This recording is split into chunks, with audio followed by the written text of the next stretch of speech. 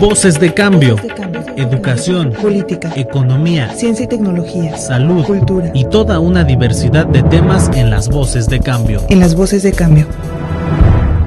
¿Qué tal? Muy buen día, gracias por acompañarnos en este espacio del periódico Cambio de Michoacán, en donde como cada semana hablamos sobre temas de educación y cultura.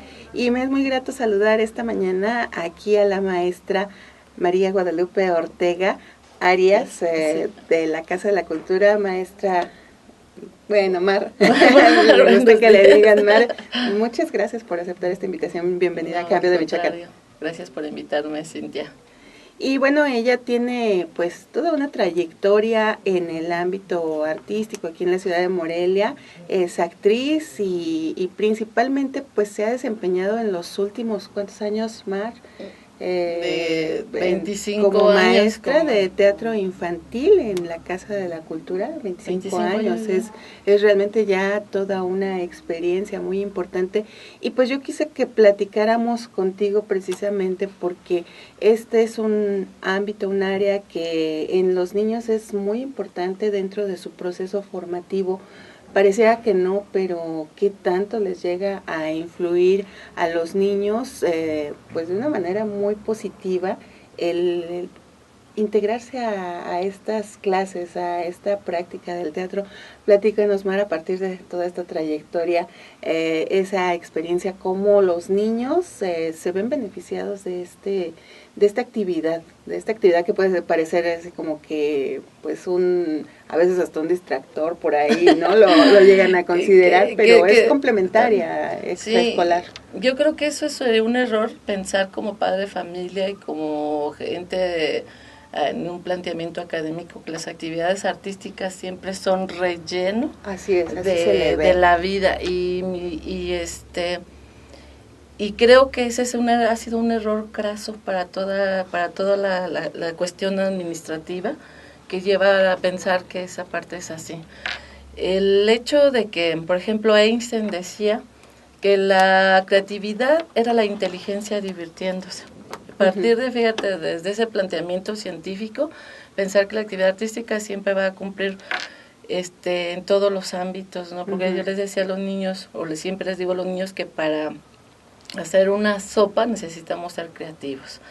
Y dentro de la actividad artística, que en lo que yo me dedico, el teatro siempre va a ser formador, en un modo así del 100% para ellos, porque creamos públicos específicos, creamos un público crítico, creamos gente sensible, creamos gente creativa, seguridad de sí mismos, con expresión oral muy fuerte, con una presencia física corporal de una manera increíble, que ellos puedan respaldar siempre a donde ellos estén.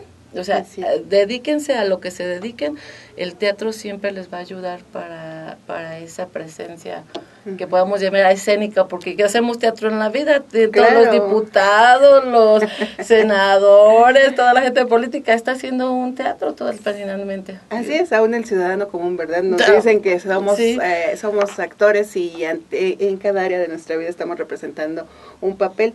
Y bueno, sin duda se lleva ya ese soporte, se llevan todas esas herramientas.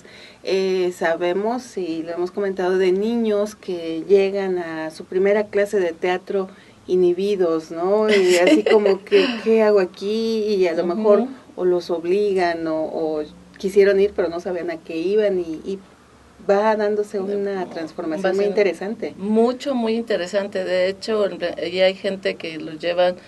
El psicólogo les recomendó que fueran porque son introvertidos, y entonces ahí es una forma de expresar, y sí, poco a poco el teatro les va ayudando porque van sacando todo eso que traen adentro, ya sea ver oralmente o expresándose corporalmente. El teatro es una herramienta magnífica para todos los niños en ese sentido, ¿no? De la expresión en todas sus ramas. Así es, esto en el ámbito de lo que es un desarrollo personal, por pues la exigencia que hay. Mar es una maestra muy exigente. y bueno, interesante que con todo lo exigente que es, como la adoran los niños, Pero a lo que voy es a que también está esta otra parte de la cuestión de disciplina, de responsabilidad, ¿no? O sea, tú les exiges y tienen que soltarse, desenvolverse y demás, pero esa exigencia también va en cuestión de disciplina, de aprender a escuchar, de aprender a cumplir, a que si se comprometieron a participar en ensayos, en una presentación y demás, pues es también otra parte muy importante en la que se está favoreciendo al proceso del niño. Sí, yo siempre les digo, aquí el que diga yo quiero es más importante para mí decir que yo quiero a decir tú lo haces, porque en el decir sí quiero hacerlo ya va implícito todo eso que tú dices, el de sí me comprometo a una memorización, sí me comprometo, que eso de entrada si no es un planteamiento académico, el sentarme en mi casa a tomar un libreto y memorizar, eso es un reto realmente para el niño, porque él sí se está comprometiendo con esa parte. Además, estoy ayudando a una agilidad mental para el proceso académico, porque estoy desarrollándola por medio del teatro, donde lo puedo aplicar en la parte académica, porque así que el niño, cuando vaya a memorizar historia, ya no le va a ser tan difícil, porque ya tiene ese proceso anterior. Porque lo está o se está habituando también a hacerlo con gusto, ¿no? Claro. Que ya no es verlo como la obligación. Tengo que, sino es algo que me gusta y lo hago. Y cuando se tiene el qué, pasa lo que pasa en la cuestión académica. Las fechas no se me dan, no me acuerdo de algo que ni me gusta, es algo que no me interesa, pero cuando llega a ese punto de interés, el niño no necesita ni siquiera presión del papá, ni castigos, ni nada. Es algo que hace voluntariamente, por gusto, y que aparte disfruta mucho, porque es como que pues los demás se los van a aprender, yo también me lo tengo que aprender, es ya dentro de una convivencia, de una integración. De un reto propio además a veces, ¿no? Ya no tanto con los demás, sino qué voy a hacer, porque yo trabajo mucho con esa parte del equipo de trabajo. Exactamente. Y ya hago algo que se llama un rompecabezas, y armamos un rompecabezas. ¿Qué pasa si una pieza falla dentro de una historia? Entonces lo vuelvo parte de ese rompecabezas donde yo no tengo que fallar, y no es ni siquiera una presión, sino cuál es mi compromiso, ¿no? Y ese será su compromiso ante la vida, constantemente, o sea, no solamente teatral, sino que es mi parte dentro de ese rompecabezas en la vida, que yo tengo que dar continuidad. Así es. El de si yo soy crítico, los enseño a que se vean como público, donde yo estoy viviendo lo que está pasando, y qué pasa cuando yo estoy del otro lado. O sea, los pongo en los dos planos para que ellos sepan qué es estar de un lado y qué es estar del otro lado. Entonces vas desarrollando también esa parte de sentido crítico como espectador, y como mi propio crítico, ¿no? ¿Hasta dónde puedo crecer? ¿Qué es lo que estoy haciendo que me falla tanto y hasta dónde puedo crecer? Así es. Y ahora que lo dices, es también esta parte del respeto a lo que está haciendo el otro, ¿verdad? Claro.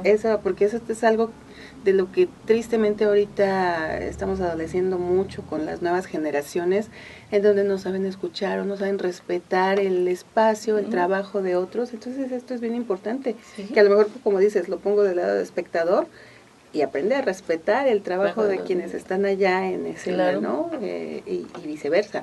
Tu actor aprende a respetar al espectador que viene a verte y darle lo mejor, ¿cierto? Y entonces ahí se vuelve así como que, sí, de veras que se vuelven públicos bien respetuosos. Los niños se vuelven bien respetuosos del trabajo y por ende nuevamente, o sea, añado a la vida cotidiana, y entonces ya soy un personaje respetuoso de la vida de los demás, de los espacios de los demás, del trabajo de los demás. Así es. Entonces así vamos uniendo cada pieza, ¿no? Teatralmente, teatro es una de las artes que tiene la conjugación de todas las áreas. Entonces imagínate que soy una personalidad creativa, sensible, crítica, analítica, porque además analizo lo que estoy diciendo y lo que estoy haciendo, el por qué lo digo, a quién se lo digo. sino que preguntan. Preguntan el por qué, dónde, a qué horas, cómo. Y cosas que está pasando ahorita con la cibernosis, es de que ya también se vuelven tan enajenados de esa parte que se están perdiendo todo ese tipo de cosas. Y una Casa de la Cultura sí lo permito porque yo misma lo utilizo ya como una herramienta de trabajo, sí. Pero cierra tantito ese capítulo mientras estás aquí, disfruta esa parte artística que te va a ayudar para lo mismo que estás tomando en tus manos, ¿no? Así es, parte de un respeto también hacia sí mismo, ¿verdad? Claro. Si vengo a esto, me dedico de lleno a esto. Ajá, pues qué interesante, Mar, que se están sentando a través de esta actividad, se están sentando las bases para los adultos del futuro.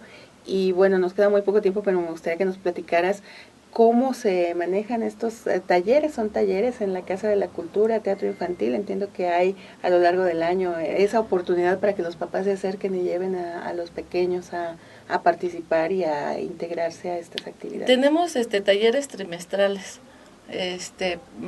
Son talleres trimestrales que parten de, a veces coincide con el calendario escolar y a veces no. Por ejemplo, ahorita terminamos en julio el trimestre que estamos haciendo, que sería abril, junio, y dejamos paso al curso de verano, que ya iniciamos en la tercera semana de julio y termina la tercera semana de agosto.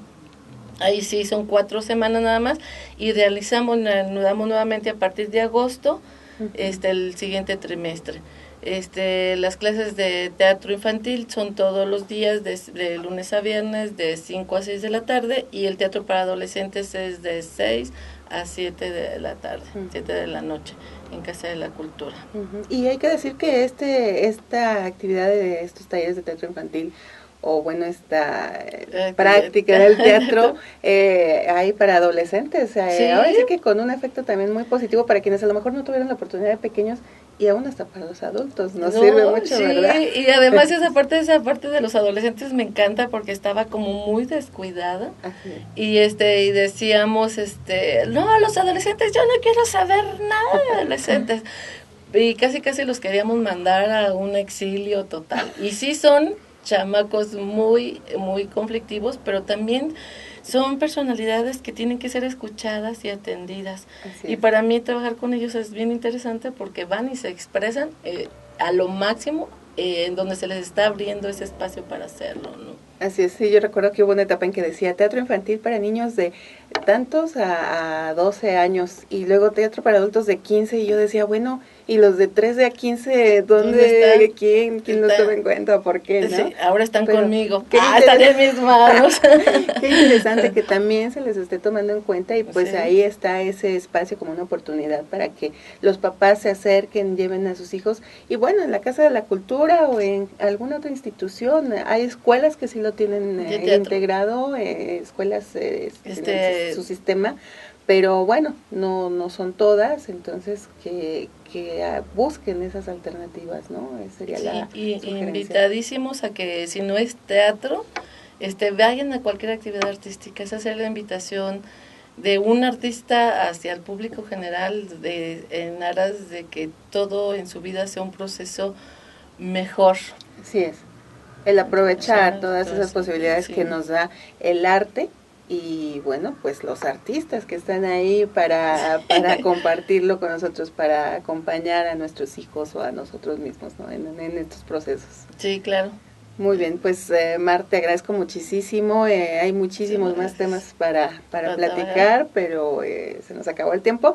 Ya habrá oportunidad. Te agradezco mucho que hayas estado aquí con nosotros. No, al contrario, muchas gracias por la invitación, Cintia. Es un placer. Cuando quieran. Claro que sí, aquí te tendremos pronto y muchas gracias como siempre al público de Cambio de Michoacán. Voces de cambio, educación, política, economía, ciencia y tecnología, salud, cultura y toda una diversidad de temas en las Voces de Cambio. En las Voces de Cambio.